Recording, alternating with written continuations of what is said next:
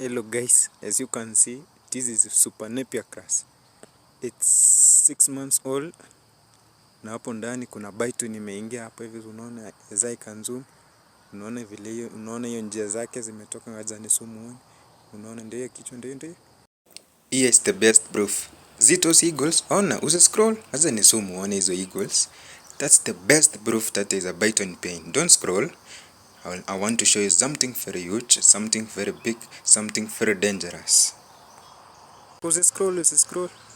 Let me show you a Python. Ndio hii inataka kutoka. Unaona vile mimi na zoom niko kwa mbali.